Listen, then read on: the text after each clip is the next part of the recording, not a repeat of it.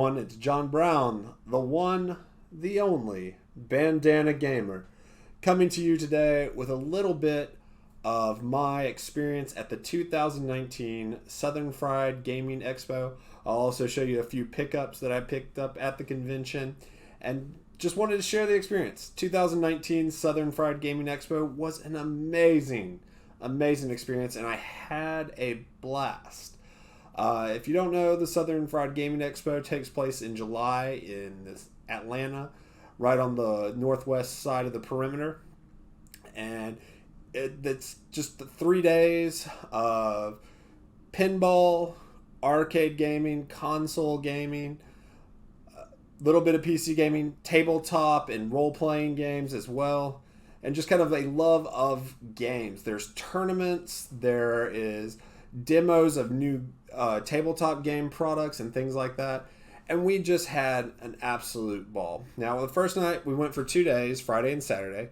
First night, we had one of the best experiences, but I'm going to save that for the end of the video because I have a special guest to come and talk about that experience. But the first night, I did pick up a few things. My favorite video game store, which is called Wizards in Gainesville, Georgia, had a booth there. You may know Wizards games from the or the YouTube show Retro Style on the channel Up Up Down Down with Xavier Wood. And so I picked up a few things at Wizards. They had a clearance kind of bin of portable games. And so I picked up a few portable games for the Game Gear and the Game Boy. First up, what I picked up was Quest of the Shaven Yak, starring Ren and Stimpy. I'm a 90s kid, so those Nicktoon things always cue up a little bit of nostalgia. Picked up, and this one I'm really excited about, Taz in the Escape from Mars. I'm really excited about this because Marvin the Martian is my favorite Looney Tune character. I really like Marvin the Martian. I think he's just such a cool, funny foil and villain for the Looney Tunes characters. I'm also a huge Disney fan. I've talked a little bit about going to Disney World and doing things at Disney World. I've got a video upcoming about some of my experiences at Disney World. And you'll see throughout this pickup video that there's a Disney theme in several titles. So one of the first things I picked up that was Disney themed at the expo was Castle of Illusion, starring Mickey Mouse for the Nintendo Game Gear. The Sega Game Gear. That's blasphemy right there. Picked up, I didn't have this one. I was a little surprised. I know it's not that great, but the original Sonic the Hedgehog for the Sega Game Gear. I'm going to save that one. I also picked up T2 for the Game Gear. And one Game Boy game I got from Wizards, take it out of its case so you can see it a little bit better, is the 1996 Olympic Summer Games. I got this one because I grew up in the city of Atlanta, and I was in 5th and 6th grade when the Summer Olympics came to the city of Atlanta. And it was just a really cool experience, and just really glad to have that in the collection. There was another seller there who had a booth across the way from Wizards, and I don't remember his name. But he just was kind of a seller that went to a bunch of conventions. I don't think he had a main store. And the one thing I definitely picked up from one thing I've been wanting for a while was a Game Boy camera. If you don't know, the Game Boy camera was a very basic digital camera you plugged into your Game Boy, and you could take really low res, low quality pictures and mess with them. You could edit them, put them through filters. And there was also a Game Boy printer that allowed you to print out little stickers. The Game Boy camera is just, to me, such a really neat concept for its time. When you think about, this was one of the first mobile device cameras, and it had an app where you could put the pictures through filters. And just, if you think about how much we use stuff like that today, that's just a really cool thing. So I'm glad to have a Game Boy camera in the collection now. One of the neat things about the first night of being there is Nintendo actually had a table and was giving away promotional items for a bunch of different games, and they were very nice. Really nice guys. Talked a lot about different games that they were excited about. shared stories of pre-ordering different things and pushing their product, but they seem to come from a genuine place. But they had a lot of free swag to pick up, and so I picked up a few things. There are two of the creepiest things I'm really excited to play around with. One is a Super Mario mask. It has various Mario games you can pick up for the Switch and 3DS, but it also is just this mask. As you can see, you can very softly tap the eyes, and the eye holes pop out. So, picked up a Mario mask, and then this one's even a smidge creepier. To support and give some love to Splatoon 2. They had squid masks, so I picked up one of these. So on the back, it gives you a little information about Splatoon 2. I was really surprised to see they still had promotional stuff for this game, but Ever Oasis is a 3DS game that was done by the director of the Secret of Mana series. And so they had some stickers for Secret of Mana. They had several, and I only picked up one, but they had Mario Odyssey postcards that are actual postcards that you can send out. I was trying to not take everything, but they were very generous and said you could pretty much take as much as you want. And so I did get one of these. I also picked up a Pokemon Let's Go Pikachu and Let's Go Eevee postcard. And the final thing that's the thing I'm really excited to have and kind of look at is from Octopath Traveler. Octopath Traveler game-inspired character card and sticker set. I haven't opened that yet. I might not. I might just keep that one. But I've also, a lot of this is going to various friends that I have and people who are interested in collecting this stuff a little bit more than me. I was glad to pick it up and play with it in the moment, but I'm glad to also get it to people who will give them really good homes. There was the last thing I picked up on Friday night, or I should say last things, came from a little artist who was doing like the 8-bit bead art, I guess for lack of a better word, but kind of like using beads to create different things that look like Nintendo games. And like I said, I'm a fan of Disney. I really like the Disney characters. I really love the new Mickey Mouse shorts, but there is one Disney character in particular who has a huge place in my heart, and that is Scrooge McDuck. I really love Scrooge McDuck. I love him from the comics, Uncle Scrooge. I also love DuckTales, and so this artist had done some bead art that looked like the DuckTales video game featuring Uncle Scrooge, so I was really happy to pick this up. And she also had this really cool wall hanging that is a mock-up of a Nintendo cartridge with Uncle Scrooge on it. So it was really cool to pick up some Uncle Scrooge swag while I was at the convention. Now, Saturday. Saturday was one of my favorite parts, especially for me, and it wasn't really about what I picked up, but what I was actually able to get rid of. My favorite things that the Southern Fried Gaming Expo had this year, and it was their first year doing it, was a flea market. And you could sign up to take a table for 2 hours from 10 to noon and sell console, arcade, or pinball equipment. And I was able to, my collection had gotten to a point where there was a lot of stuff coming off of shelves, things not really having a place, and things I wasn't using, things I wasn't playing, things that weren't, sparking joy, or things that I wasn't having fun with, and it was more just a burden to have them. And I knew that the Southern Fried Gaming Expo would be a great place to find people who would take them. And so I took them, sold a good amount of stuff. A guy came up to my table and was like, "Oh, these are clearance prices." And that's what it was. I wasn't really trying to make a lot of money or off anything. I was just trying to declutter the collection a little bit. One of the big things I said goodbye to was my Sony PlayStation Vita. Now, don't get me wrong, I love the Vita system. I think the Vita system is a very underrated handheld console. But it was just getting to a point like it was just sitting on a shelf and it wasn't being played. The Nintendo Switch has kind of come out and killed the Vita in a lot of ways. My favorite experience on the Vita was Windjammers. And Windjammers is on the Switch now, and it plays awesome on the Switch, and that's where I play it now. So I said goodbye to my PlayStation Vita, said goodbye to a lot of things, but I made got to meet a lot of cool people and got to see a lot of people genuinely excited to take some things home.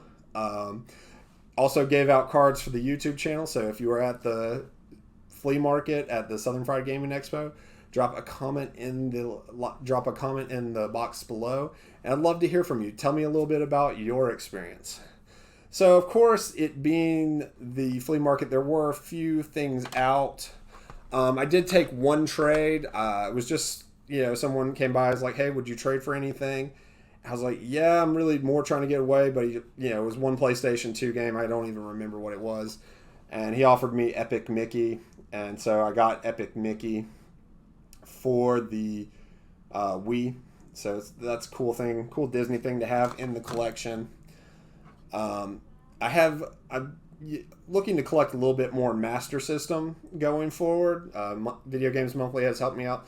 But there was one title I've kind of always seen around, and someone at the flea market had it, and I was really happy to pick it up because while I didn't play it on the Master System, it's a bit of a nostalgia piece. It is Where in the World is Carmen Sandiego? I plan to probably do some playthroughs of this here soon on the channel, but I was glad to pick this up from the flea market. I think that might have been the only pickups I had at the flea market. Went about the rest of the day, picked up some other things. There was a guy who had kind of a miscellaneous table, and I was able to pick up from him a couple games. And the first is The Muppet Show. Well, this was not a game. This is just something he had. I picked up the first season of The Muppet Show on DVD just because that was fun. I picked up 2 Super Nintendo games from him, and that is Mickey Mania. Once again, another Disney game. So I picked up Mickey Mania for the Super Nintendo, and then Miss Pacman for the Super Nintendo. And we'll talk a little bit about why I picked up Miss Pacman when we get on later on in the video. Now, like I said, they had a variety of different types of games and different entertainment. One of the things we got to do on Friday night was we got to go to a pro wrestling show. They had an indie pro wrestling show, and we were able to catch the main event. Great comedy-style wrestling with a great heel that just worked the crowd. They didn't have to do many moves. They just were able to build up kind of a good rapport with the crowd, and it was just a really fun experience. But one of the things me and my friend Jeremy got to try was Shovel Knight the board game. Shovel Knight the board game is coming out by Panda Games, and it will be launching a Kickstarter, I believe, next month, August 2nd. And they had the game out to demo and check out, and it was a really cool experience. I really loved how they translated the video game of Shovel Knight into a board game and kind of a role-playing experience. We had a lot of fun with that, learned a little bit about all the plans for the Kickstarter and what they hope to achieve with this board game. It was a really great experience, and I definitely recommend checking that out. But that got me thinking, I don't have a physical copy of Shovel Knight. So we were walking through, and I found another seller who had a few Wii U games. So I picked up Shovel Knight for the Wii U. And I also picked up, with that, and kind of got a bundle price, Tekken Tag Tournament 2 for the Wii U, or Tekken Tag Tournament 2 Wii U edition. And then that, after that, we kind of went home. I was a little drained from being around people all day, but we had an awesome time. We played a lot in the arcade. I got to play $6 Million Man pinball. My wife got to play Wizard of Oz pinball. And we played just a bunch of games. I got to try Versus Castlevania for the first time. Now, there was one amazing pickup. One super cool pickup thing that I'm really glad is residing in the same house that I am, but it is not mine. I was not the one who picked it up. And so I'm going to turn this over to a very, very special guest that is near and dear to my heart. Now it is a special privilege of mine to introduce you all to the love of my life, my amazing spouse, my partner in so many adventures, and in my humble opinion, the best arcade Miss Pacman player in the whole world. As I said... I love how that's an opinion statement. As if there's no way you could actually, quantifiably measure that. You get the high score all the time on Miss Pac-Man machines. I just have not, officially submitted you for official review. Yeah, I don't think I would. So I'm just saying, in my opinion, you're the best in the world, and you're my favorite Miss Pac-Man player in the world. Thanks. So as you saw, I picked up a Super Nintendo copy of Miss Pac-Man. One of the cool things at the Southern Fried Gaming Expo was that there was a Miss Pac-Man competitive mode tournament on Friday night, and I will let Reverend Dr. Batgirl, my amazing wife, tell you about signing up for the Miss Pac-Man. Miss Pac-Man. Hello. Ms. Pac-Man tournament. Her identity is not tied to her marital status, okay? Yes, Reverend Dr. Batgirl. Thank you. So, when Bandana Gamer here told me that there was a Ms. Pac-Man tournament, I was, of course, thrilled until he told me it was on the NES, which I had never played before, and I always just play arcade Ms. Pac-Man, which not only is it, in an arcade machine, but I use my right hand on the joystick as opposed to my left thumb on a little D-pad, but, whatever. Weirdo! Sorry. Okay. So this is where we find out that I was too old to have an NES. So anyway. I didn't say that. But I decided to go ahead and sign up anyway. And then we got there, and they told us that not only was it Ms. Pac-Man on the NES, but it was a head-to-head tournament, not based on score, but that in fact we would be playing the competitive mode of Ms. Pac-Man, which I had never even heard of. And it was a best 4 out of 7 games. So it was a lot of games. And on the mini map on the NES. So, different map, different controllers, different game. But, whatever. I'm up for it. They did have a... What? That's just awesome. I just love you. You're amazing. I know. They had a machine over to the side. We got there just a little bit early, and they're like, yeah, if you want to practice for a few minutes. So I'm over there trying to learn how to play the game. On the competitive mode for the NES, which I had never played before, you actually have Ms. Pac-Man and Pacman are on the board at the same time. One player is controlling one, and one is controlling the other. There is the regular needing to eat all the dots and everything like that. But then there's also the added twist that you can run into each other. And when you do, you go shooting off in the opposite direction.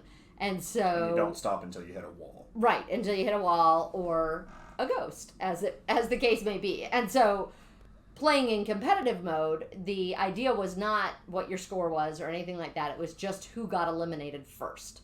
Who lost all their lives first. And so... the challenge was trying to figure out how to actually play this so that you could basically screw the other player.